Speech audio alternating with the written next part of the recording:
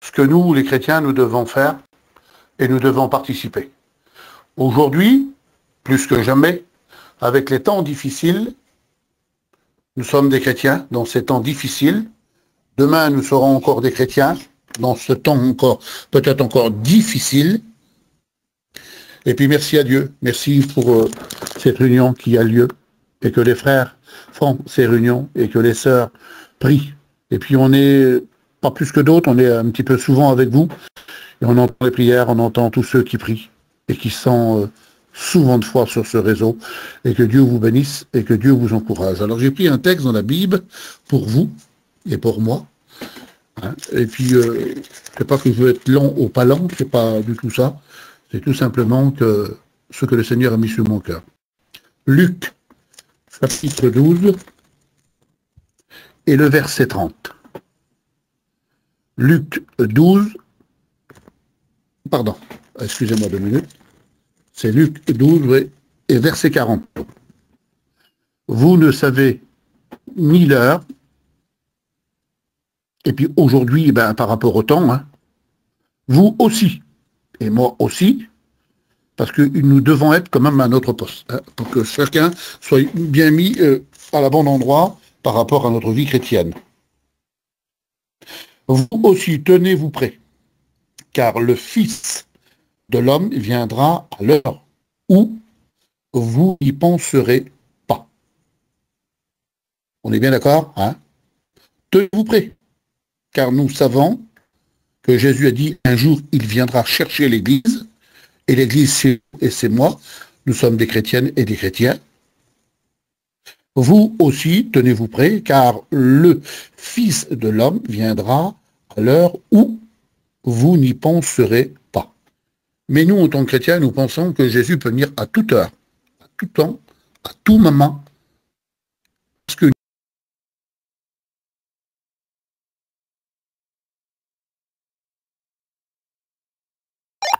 t'as été coupé, Pierre. Vas-y, continue.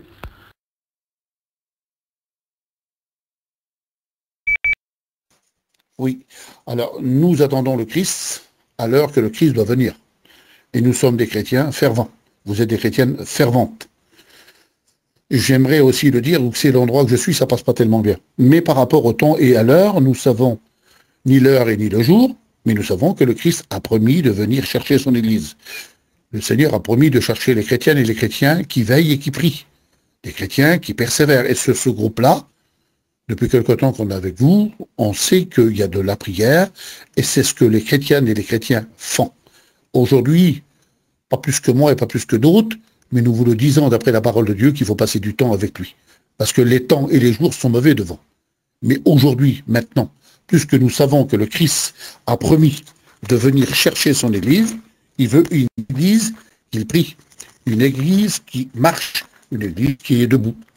Hein, pas plus que d'autres, mais un chrétien et une chrétienne doivent persévérer dans la prière.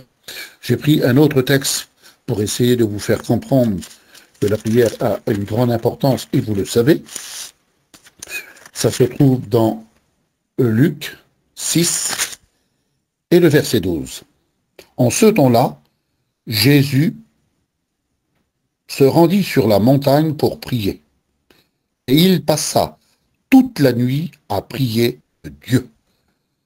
Et puis bien des fois, je suis sur ce réseau, puis j'écoute des prières, moi, tardives dans la nuit. Ça voudrait dire que vous avez le temps, nous avons le temps, et nous passons le temps avec le Christ pour prier. Alors, en ce temps-là, Jésus se rendit sur une montagne. Alors nous, on s'est rendu sur ce réseau, et nous voulons passer du temps avec lui. Et c'est ce que vous faites, c'est ce que vous faites, pardon, et c'est ce que moi je fais. Alors on prie, on est avec vous, on est ensemble, on est des chrétiennes et des chrétiens qui doivent lutter et combattre le bon combat de la foi.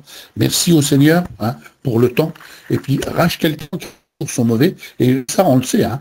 Il n'y a pas de problème, et vous le savez bien avant moi, qu'il faut racheter le temps. Et puis ce temps, on se rachète pas comme on veut.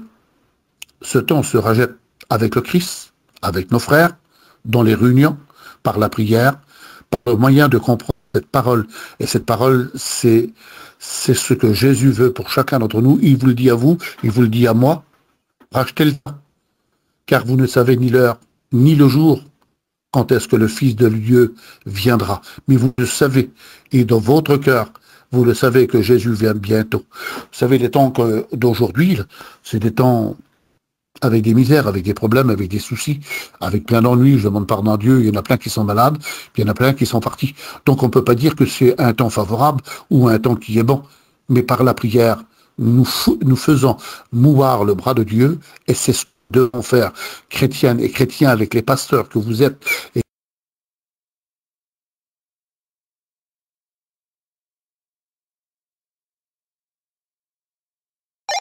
T'as coupé, Pierre. Voilà, j'ai pris un autre texte dans la Bible pour vous. Ça se trouve dans Apocalypse 3 et le verset 11. Je viens bientôt. Retiens ce que tu as, afin que personne ne prenne ta couronne. Je viens bientôt. Bientôt, je ne sais pas quand c'est bientôt, mais bientôt ça peut être ce soir, bientôt ça peut être demain, bientôt ça peut être dans quelques semaines, bientôt ça peut être dans quelques mois. Retiens ce que tu as afin que personne ne prenne ta couronne. Seigneur, je passe du temps avec toi pour garder ma couronne.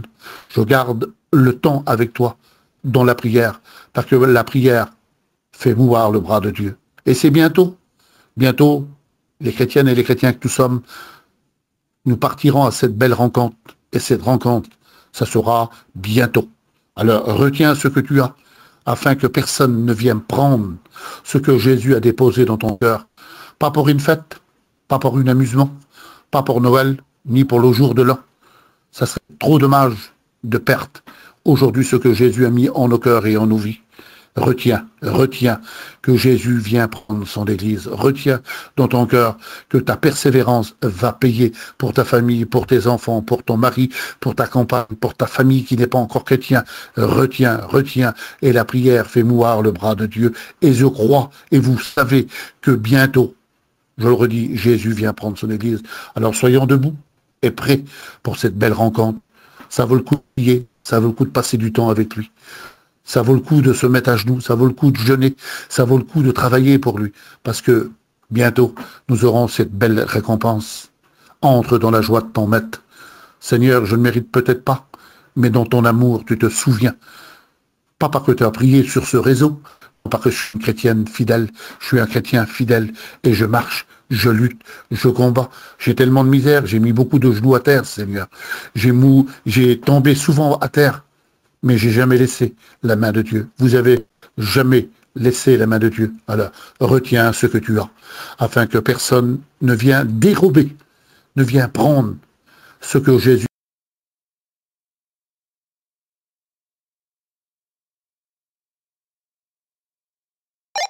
T'as coupé, Pierre.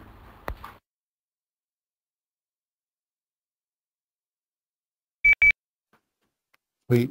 Alors fais attention à ce que tu as et que personne ne vienne dérober ta couronne. Je le redis, parce que pour moi, c'est l'essentiel. Jésus a mis dans notre cœur cette pensée de l'éternité. Et n'allons pas l'enfuir parce qu'on a des soucis ou des problèmes. Seigneur, c'est vrai qu'il y en a plein qui ont des problèmes. Et puis beaucoup d'ennuis, beaucoup de soucis. Mais bientôt, il dit, lève ta tête, car ta délivrance est proche. C'est bientôt notre délivrance. C'est bientôt que nous serons tous ensemble au ciel pour l'éternité, récompensés avec le Christ. Nous serons à table avec lui, avec tous les patriarches. Ça vaut le coup de persévérer dans la prière. Rachetons le temps, car les jours sont mauvais. Et je le redis encore, persévère, persévère, tu obtiendras la victoire pour ton foyer, tes enfants, ta famille. Que Dieu nous garde et que Dieu nous bénisse de cette façon-là, et que Dieu vienne au secours d'un malheureux qui est Pierre et qui est chacun d'entre vous. Mais avec le Christ, nous sommes capables de faire des exploits. Oui, Jésus nous demande à gravir la montagne, à passer sur cette montagne et à passer du temps dans la prière. Les disciples ont demandé à Jésus. Eh bien, aujourd'hui, nous demandons nous aussi, Seigneur, augmente-nous la foi. Que la foi dans notre cœur grandisse, grandisse, comme cet arbre qui est devenu un arbre grand et que les oiseaux du ciel ont mieux faire sa demeure. Eh bien, notre foi, nous, doit grandir, grandir, grandir, jusqu'à atteindre le cœur de Dieu. Mais c'est par le moyen de la prière et par le moyen de passer du temps avec lui que nous pouvons racheter le temps. Racheter le temps, c'est aujourd'hui qu'il faut le faire, pas demain. Parce que demain, on ne sait pas ce qu'il va y avoir. Mais aujourd'hui, dans cette soirée, Passons du temps pour le Christ. Retiens ce que tu as afin que personne prenne ta couronne. Et dans le même chapitre de l'Apocalypse,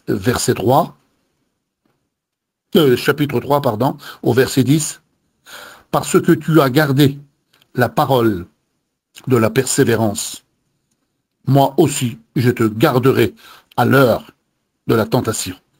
Ça voudrait dire que le Seigneur nous donne des atouts. Il est avec nous, il travaille avec nous, il se montre ouvrier avec nous, il y patiente encore un tout petit peu.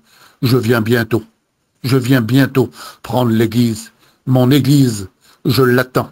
Mon église, elle est formée par le corps du Christ et tous les chrétiennes et les chrétiens que nous sommes unis comme les 5 doigts de la main. C'est ensemble que nous devons travailler et c'est ensemble que nous devons persévérer dans la prière pour acheter le temps.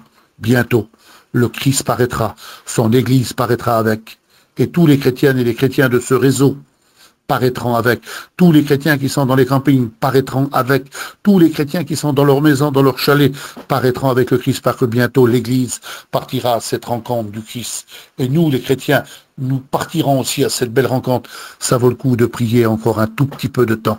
Rachetons le temps. Merci à Dieu, merci pour ce que le Seigneur met dans nos cœurs pour rester debout. Et Jésus a tout mis en valeur pour chacun d'entre nous, pour qu'on puisse rester debout. Et puis dans cette soirée, je crois que c'est bon pour chacun. Si donc le Fils de Dieu vous a franchi, vous serez réellement libre. Nous sommes affranchis parce que le Christ est avec nous et nous prions le Fils ressuscité, celui qui est parti à la droite de Dieu, qui est parti nous préparer une place. Ça vaut le coup, mes amis, de passer encore un tout petit peu de temps. Que Dieu vous encourage, que Dieu vous bénisse, que Dieu vienne au secours de chacun d'entre nous. Rachetons le temps, je le redis, car les jours sont mauvais.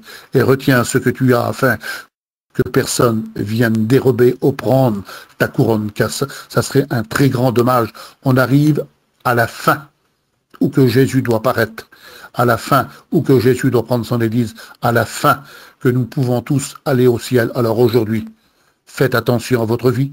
Il y a quelques jours de fête là. N'allez pas tomber dans la misère des jours des fêtes. Chrétiennes et chrétiens, restons debout. Restons debout, fermes. Attendons le Christ en priant, en chantant, en témoignant, en parlant de Dieu autour de nous. C'est vrai qu'on ne peut pas se voir. C'est vrai que c'est difficile. C'est vrai qu'il n'y a plus tellement de réunions qu'on peut se rassembler. Mais nous avons la prière. Alors je le dis, puis après j'arrêterai. C'est pas le confinement qui m'a fait devenir un chrétien. Je suis chrétien avant le confinement, je suis chrétien pendant le confinement, et je serai encore chrétien après le confinement. J'espère que tous les chrétiennes et les chrétiens entendent ce petit mot, que nous devons persévérer jusqu'à la fin, afin que le Christ vienne prendre son Église. Que Dieu vous encourage et que Dieu vous bénisse à chacun, et que Dieu mette sur nous sa main bénissante pour nos enfants, nos petits-enfants, nos familles. Rendons le témoignage que nous l'avons trouvé, mais nous l'avons trouvé aussi à genoux, dans la prière, en persévérant, pour que toute notre famille et que tous nos malades soient guéris au nom de Jésus, et ceux qui pleurent soient consolés par la grâce de Dieu. Mais c'est en restant debout, en restant ferme, et en gardant ce que le Christ nous a donné, qu'on pourra faire ce que le Christ a déjà promis pour nous. Il dit marche, marche, lutte, combat, parce que c'est en marchant que tes forces se renouvellent. Et aujourd'hui, nous avons besoin de marcher pour que nos forces à nous se renouvellent. Au nom du Seigneur Jésus, que Dieu vous encourage et que Dieu vous bénisse à chacun. Prends garde, je le redis encore et puis après j'arrête. Prends garde pour ces mauvais jours qui arrivent, pas pour les chrétiens, mais prends garde s'il vous plaît, parce que c'est vite fait. Et aujourd'hui, nous devons prier jour et nuit pour dire, viens Seigneur Jésus, nous t'attendons, nous sommes l'Église persévérante et priante. Que Dieu bénisse nos sœurs et nos frères qui sont sur ce canal et tous ces frères qui vous entourent. Merci à Dieu et que Dieu vous encourage à chacun et que Dieu vous donne ce zèle, que Dieu vous donne cette force, mais cette force s'obtient dans la prière et à genoux en passant du temps avec le Christ. Et c'est ce que nous faisons et c'est ce que vous faisez, mes frères et mes sœurs. Que Dieu vous bénisse, que Dieu vous encourage. Merci aux frères qui m'ont donné cette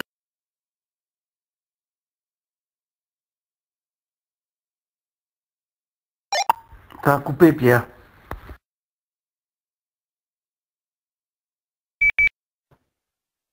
Ça coupe assez souvent, je m'excuse, que Dieu vous garde et que Dieu nous bénisse à chacun. Alors le petit mot de la fin, priez, luttons et combattons le bon combat de la foi.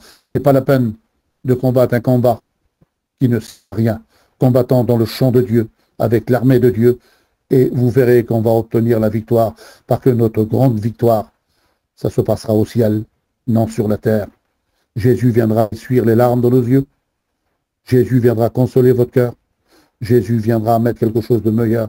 Et ça, mes sœurs et mes frères, sur la terre, vous savez, on n'a pas tellement de bonheur, un tout petit peu. Alors aujourd'hui, nous le connaissons et nous le servons et nous devons le servir dans la prière. Que Dieu vous encourage et que Dieu vous bénisse à chacun. Merci et que Dieu vous garde.